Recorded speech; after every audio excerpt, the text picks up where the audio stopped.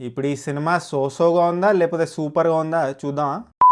Hi guys, సూ from so movie చూస్తాను భయ్య. కన్నడ మూవీ ఈ రోజే తెలుగులో రిలీజ్ అవుతుంది. నిన్న నైట్ చూసాను అనమాట. నిన్న నైట్ సినిమా చూసాక ఇంటికి రావడానికి ఒక మినీ యుద్ధమే జరిగింది భయ్య. వర్షం ఆ లెవెల్లో ఉంది, రోడ్స్ అన్ని వాటర్ తో నిండిపోయాయి. ఒక గల్లీలో నుంచి వెళ్తే ఆ గల్లీ బ్లాక్ అయిపోయి ఉంటుంది, మళ్ళీ యూటర్న్ తీసుకొని వేరే గల్లీలో నుంచి వస్తే అది కూడా బ్లాక్ అయిపోయి ఉంది. ఇలా 4-5 టైమ్స్ జరిగింది నాకు. ఇంటికి వెళ్తానా లేదా అనే భయంతో ఉండే, బట్ ఫైనలీ ఒక 1.5 hour తర్వాత ఇంటికి చేరుకున్నాను. సో వీలైతే మీరు ఇంట్లోనే ఉండండి, don't take the risk of going out. సరే, ఇప్పుడు సూ ఫ్రమ్ సో మూవీ ఎలా ఉందంటే, మన సబ్స్క్రైబర్స్ లో చాలా మంది లాస్ట్ వీక్ ఈ సినిమా కన్నడలో రిలీజ్ అయినప్పుడు భయ్యా ఈ సినిమా చూడు చాలా బాగుందని రికమెండ్ చేశారు. అన్ఫార్చునేట్లీ ఆ టైంలో సినిమా చూడలేకపోయాను, బట్ నిన్న చూసాక నాకు ఏమనిపించిందంటే ఇట్స్ అ గుడ్ ఫిల్మ్, ఒక యూనిక్ అటెంప్ట్ అని చెప్పొచ్చు. Setup in a village. Wow, what a great film అని చెప్పాను కానీ it's a good film. Story చాలా సింపుల్ భయ్యా. ఒక విలేజ్ ఉంటుంది, ఆ విలేజ్ లో ఒక చావు జరుగుతుంది, ఆ చావు జరిగిన తర్వాత ఒక పెళ్లి జరుగుతుంది, ఆ పెళ్లి తర్వాత ఆ ఊర్లో ఏం జరిగింది అనేదే సినిమా. చాలా కామికల్ వేలో ఉంటుంది. క్లైమాక్స్ ఒక 20 minutes ఎమోషనల్ గా ఉంటుంది.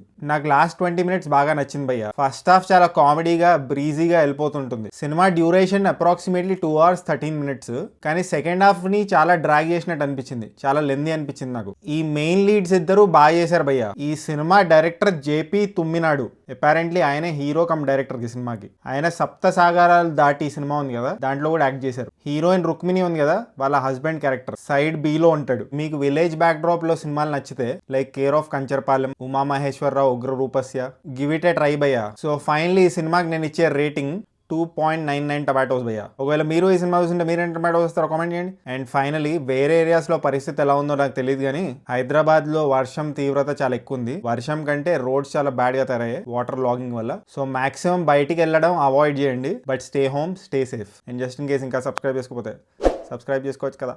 పుచ్చుక్ పుచ్చుక్.